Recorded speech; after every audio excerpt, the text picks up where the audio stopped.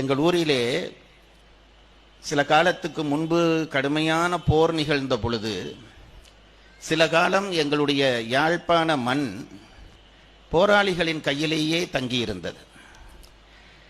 அரசாங்கமே இல்லை, அவர்கள்தான் இருந்தார்கள்.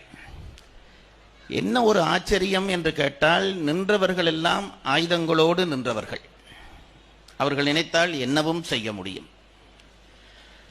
அத்தனை பேரும் இளைஞர்கள், இளமையினுடைய வாசலிலே நின்றவர்கள்.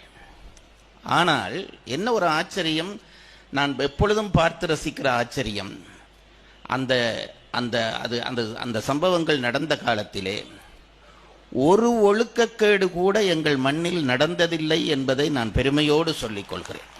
பிழை செய்யக்கூடிய வயது, பிழை செய்யக்கூடிய அதிகாரம் அத்தனையும் கையில் இருந்து அந்த இளைஞர்கள், எங்கள் கம்பன் விழா யாழ்ப்பாணம் நல்லூரிலே நடைபெறுகிற பொழுது அது இரவிரவாக நடக்கும், 12 மணி வரை நடக்கும்.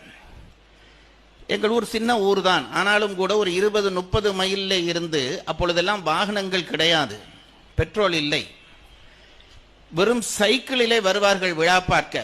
ஆண்கள் அல்ல, பெண்கள் நிறைய பேர் வருவார்கள்.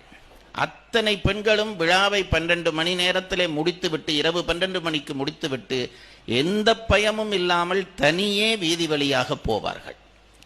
நான் இதை பார்த்து வியந்திருக்கிறேன். இத்தனை இளைஞர்கள், அவர்களுடைய வயது, அவர்களுடைய அதிகாரம் இத்தனை இருந்தும் எப்படி அந்த ஒழுக்கம் வந்ததென்றால் அவர்களை கட்டுப்படுத்தி வைத்திருந்த தலைவன் கையில் அது இருந்தது.